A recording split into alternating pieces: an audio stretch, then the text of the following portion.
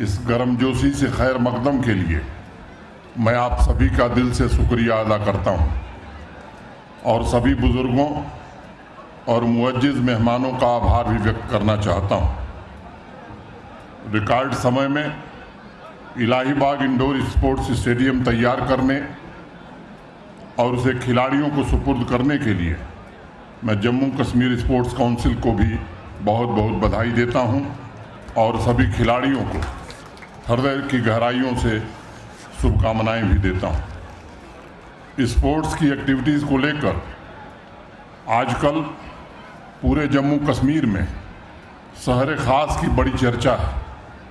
जो लोग भी सोशल मीडिया के शौकीन हैं उन्हें बताने की ज़रूरत नहीं है कि हमारे खिलाड़ियों के जोश व जुनून के वीडियो क्लिप्स अनेक लोग बार बार देख रहे हैं। चाहे वो शहर हो, गांव हो, डाउनटाउन के खिलाड़ियों के बेहतरीन परफॉर्मेंस की आज चर्चा हो रही है। स्पोर्ट्स के प्रति यहाँ के नौजवानों का मोटिवेशन, डेडिकेशन देखकर आजकल बड़े बड़े सीनियर खिलाड़ी भी कहने लगे हैं कि श्रीनगर का शहर खास, श्रीनगर का यह डाउनटाउन चैंपियंस का हब बनता जा रहा है। कभी ईदगाह के मैदान में प्रैक्टिस करने वाला और जम्मू कश्मीर का क्रिस्टियानो रोनाल्डो कहा जाने वाला नौजवान दानिश फारूक जब इंडियन फुटबॉल टीम में शामिल हुआ था और उसने टीम की जर्सी पहनी थी, तब सफाकदल ईदगाह के मैदान में दानिश से प्रेरणा लेकर हजारों नौजवानों ने स्पोर्ट्स में अपने आप को समर्पित कर दिया। पिछले 2-3 वर्षों में स्पोर्ट्स की अलग अलग डिसिप्लिन में एक गजब की क्रांति डाउनटाउन में देखने को मिली, जो मैं समझता हूं कि जम्मू कश्मीर के बढ़ते स्पोर्ट्स कल्चर की झलक दिखलाता है और उसमें भी शहर खास के मोहल्लों में छिपे हुए टैलेंट का वर्चस्व स्पष्ट तौर पर दिखाई पड़ता है। आपके संकल्प से भरे इस सफ़र के लिए मैं चंद लाइनें जरूर कहना चाहूँगा। जिस तरफ भी चल पड़े हम आबला पायान शौक, खार से गुल और गुल से गुलिस्तां बनता गया। मैं अकेला ही चला था जानिबे मंजिल, मगर लोग साथ आते गए और कारवां बनता गया। अभी कबड्डी और वॉलीबॉल के खिलाड़ियों से मैं मिला। उनका प्रदर्शन बहुत थोड़े समय तक देखने का अवसर मिला। नौजवान खिलाड़ियों के जोश, उनके स्किल्स और उनकी मेहनत को देखकर मैं बड़े आत्मविश्वास से कह सकता हूं कि वह दिन दूर नहीं है जब यहाँ के होनहार खिलाड़ी देश का प्रतिनिधित्व करेंगे। ये लक्ष्य आज हर एक नौजवान का है कि वो इंडियन टीम में खेले। हर एक नौजवान अपने टैलेंट को निखारने के लिए मैदान पर पसीना बहा रहा है ताकि वो टॉप पर पहुंचे, शीर्ष पर पहुंचे। हर एक कोच पूरी शिद्दत से उन क्वालिटीज़ को अपने प्लेयर्स में इनकलकेट करने की कोशिश कर रहे हैं ताकि बेहतर से बेहतर टीम बनाई जा सके। ये हेल्दी कंपटीशन ही स्पोर्ट्स में एक टैलेंट को निखारता है। एक जुनून के साथ आगे बढ़ने की हसरत ही हीरो पैदा करती है और जो इलाहीबाग के स्पोर्ट्स स्टेडियम से निकलकर ओलंपिक में देश का नाम रोशन करने का रास्ता भी आगे तय कर सकती है। मध्य प्रदेश के एक मशहूर शायर थे निदा फाजली। वो नौजवानों से कहते थे कि जब किसी काम में आप अपने आप को डुबा दोगे तभी वह मेहनत से सोना बन सकता है। आपकी ऊर्जा जब खेल में डूब जाती है तब वो सोना बनती है, लेकिन अगर उसका सही उपयोग नहीं है तो वो सिर्फ मिट्टी के बराबर है।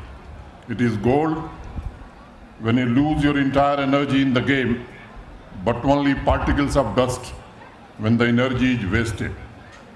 दुनिया जिसे कहते हैं जादू का खिलौना है, दुनिया जिसे कहते हैं जादू का खिलौना है, मिल जाए तो मिट्टी है, खो जाए तो सोना है।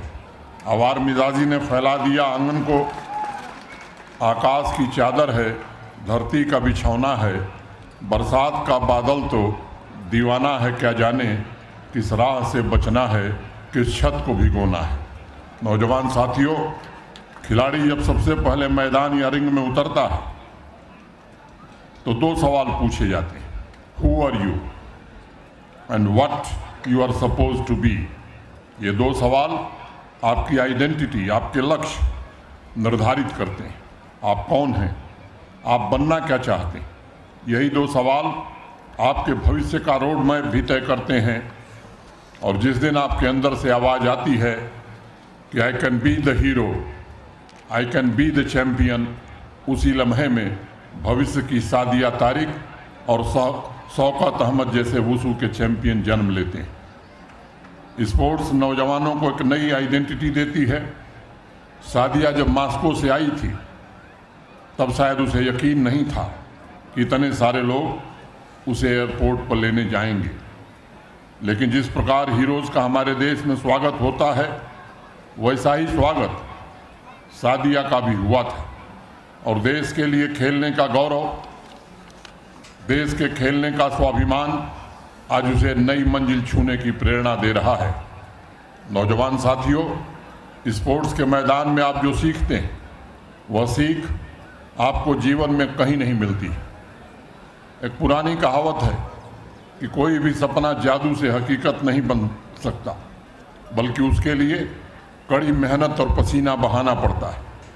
और जिस देश का नौजवान पूरे उत्साह के साथ कड़ी मेहनत करता है, उस देश को आगे बढ़ने से कोई रोक नहीं सकता। आप नंबर 1 या नंबर 2 हैं, इससे फ़र्क नहीं पड़ता। फ़र्क इस बात से पड़ता है कि आपको देश के लिए खेलने और राष्ट्र निर्माण का जो अवसर मिला है, उसका सही इस्तेमाल आपने किया या नहीं किया। चाहे रोनाल्डो हो, मेसी हो, सुनील छेत्री हो या फिर दानिश हो, सब में एक बात कॉमन है, सब ने उस अवसर, उस मौके का लाभ उठाया जो इंसान को ज़िंदगी में बस एक बार मिलता है। इनमें से सभी खिलाड़ी बहुत ही हम्बल बैकग्राउंड से आते हैं और कोई सोच भी नहीं सकता था कि वह कभी इंटरनेशनल टूर्नामेंट खेलेंगे। उन्हें एक अवसर मिला और उन्होंने उसका लाभ उठाया। स्पोर्ट्स फील्ड में कहावत है, if you can produce you can play. Sports आपको हीरोज़ की आइडेंटिटी के साथ साथ टीम स्पिरिट, प्राइड और कैरेक्टर भी प्रोड्यूस करने का मौका देता है। मैं सभी नौजवान बच्चों और बच्चियों से आग्रह करता हूँ कि इस मौके को हाथ से गंवाने मत दीजिए। मुझे इस बात का भरोसा है कि हर एक नौजवान में रोनाल्डो, सुनील छेत्री बनने की संभावना मौजूद है। और स्पोर्ट्स काउंसिल और स्पोर्ट्स डिपार्टमेंट के लगातार मिल रहे सहयोग से हम ये सुनिश्चित करना चाहते हैं कि हर एक प्लेयर को खेलने और मेंटरिंग का अवसर मिले। मुझे स्पोर्ट्स काउंसिल ने शहर खास में चल रहे स्पोर्ट्स एक्टिविटीज़ के बारे में समय समय पर जानकारियाँ दी हैं। मुझे गर्व है कि नौजवानों को इस अभियान से जोड़ने के दौरान रजौरी कदल के स्टेडियम, खनियार के मिनी स्टेडियम, चिंकरा मोहल्ला के प्ले फील्ड जैसे तमाम स्पोर्ट्स इंफ्रास्ट्रक्चर का अपग्रेडेशन कर दिया गया है। और देर शाम, या अभी मेयर साहब बता रहे थे, देर रात तक मैचेज खेले जा रहे हैं। इसके लिए लाइटिंग का भी इंतज़ाम किया गया है। बागे वारिस खान स्टेडियम रैनवारी को भी अपग्रेड कर दिया गया है। वहाँ जिम फैसिलिटी की व्यवस्था भी खिलाड़ियों और आवाम के लोगों के लिए निर्मित की गई है। शहर खास के कुल 12 स्पोर्ट्स फील्ड, मिनी स्टेडियम का अपग्रेडेशन किया गया है और लगातार यहाँ स्पोर्ट्स टूर्नामेंट आयोजित हो रहे हैं। मुझे किसी ने क्लिप भेजी थी, नून चाय विद फुटबॉल अनेक जगहों पर बहुत पॉपुलर हो रहा है।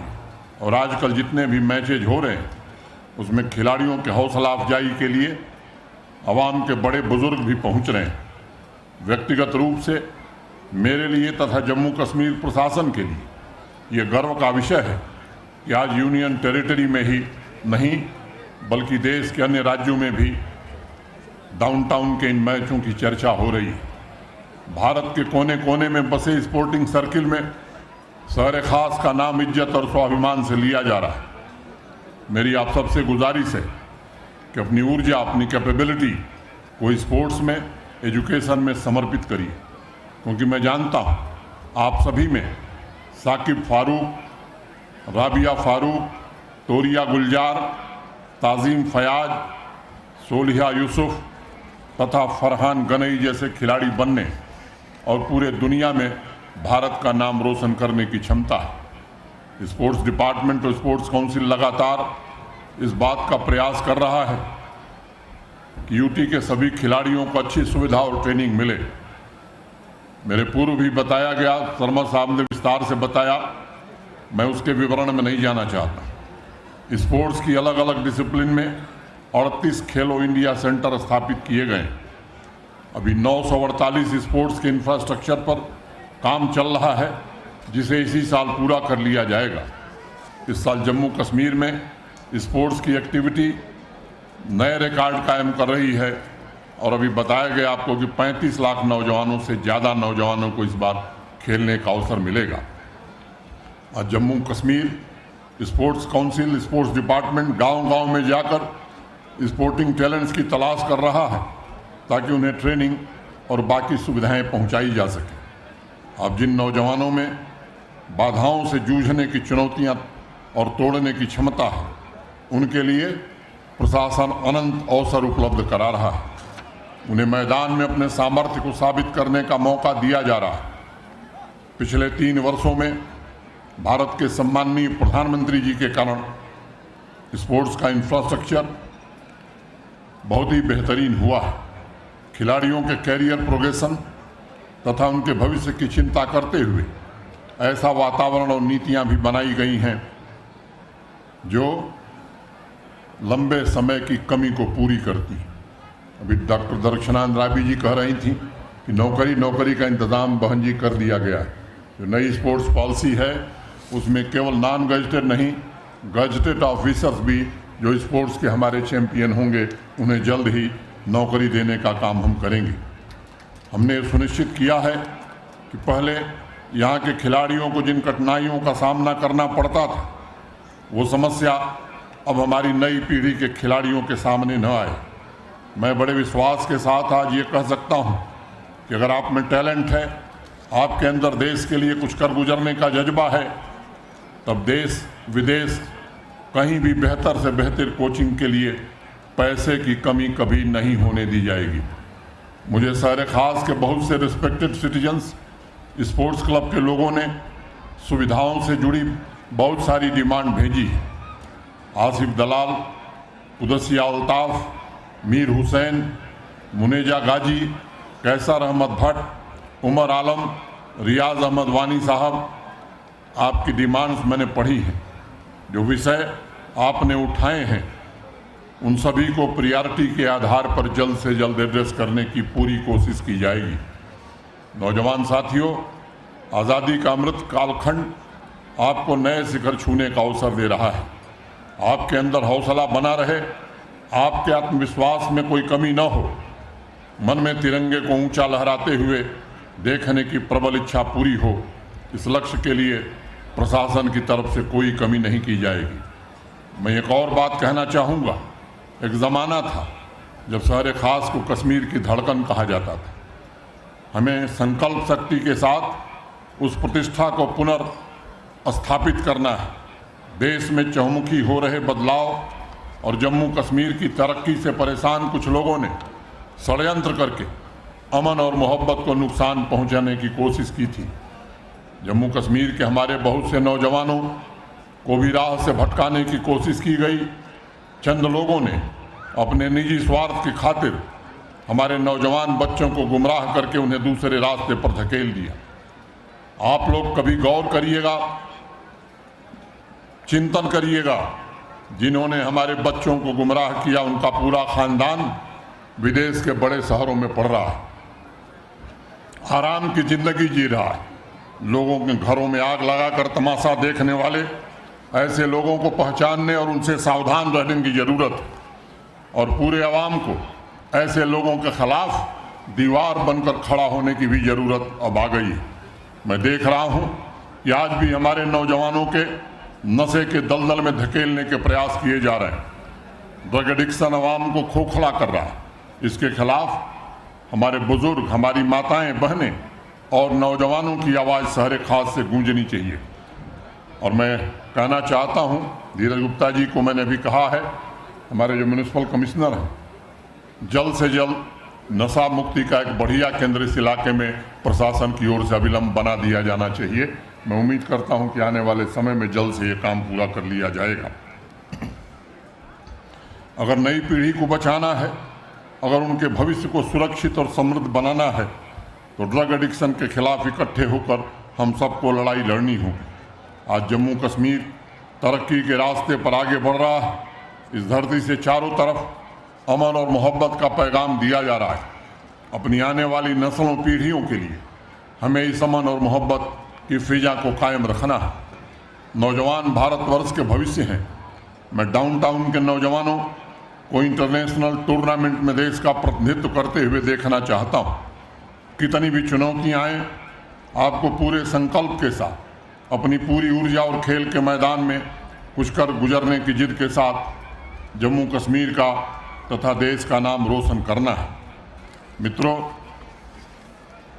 पिछले 10-15 दिन पूर्व हमने और हमारे चीफ सेक्रेटरी डॉक्टर मेहता ने बैठ करके तय किया था, यहाँ डाउनटाउन के नौजवानों, आसपास के नौजवानों के रोजगार के लिए एक विशेष अभियान हम यहाँ शुरू करने जा रहे हैं।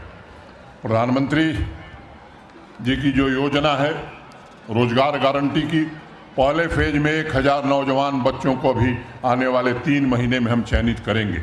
यहाँ के जो लोग तांबे का काम करते हैं, पेपर मैसी का काम करते हैं, साल का काम करते हैं, उनके लिए खादी विलेज इंडस्ट्री की तरफ से यहाँ क्लस्टर भी हम लोगों ने स्वीकृत किया है। आने वाले दिनों में उस काम को भी हम जल्द से जल्द पूरा करेंगे। मिशन यूथ जो पूरे जम्मू कश्मीर के नौजवानों की चिंता कर रहा है, उनको भी निर्देश दिया गया है कि जम्मू कश्मीर के नौजवानों का तो आप कर ही रहे हैं, डाउनटाउन के नौजवानों को भी चिन्हित करके उनके रोजगार और सेल्फ एम्प्लॉयमेंट की चिंता हमारा डिपार्टमेंट करेगा। जो मित्र अभी ज्ञापन दिए हैं उनकी चर्चा मैं बाद में करूंगा। चंद लाइनें कह के मैं अपनी बात अब समाप्त करूंगा। कुछ लोग तुम्हें समझाएंगे, वो तुमको खौफ दिलाएंगे। कुछ लोग तुम्हें समझाएंगे, वो तुमको खौफ दिलाएंगे। जो है वो भी खो सकता है, जो है वो भी खो सकता है। इस राह में रहजन है इतने, अरे कुछ और यहाँ हो सकता है। कुछ और तो अक्सर होता है, पर तुम जिस लम्हे में जिंदा हो, ये लम्हा तुमसे जिंदा है। ये वक्त नहीं फिर आएगा, तुम अपनी करनी कर गुजरो। जो होगा देखा जाएगा, जो होगा देखा जाएगा। बहुत बहुत धन्यवाद। जय हिंद, जय भारत।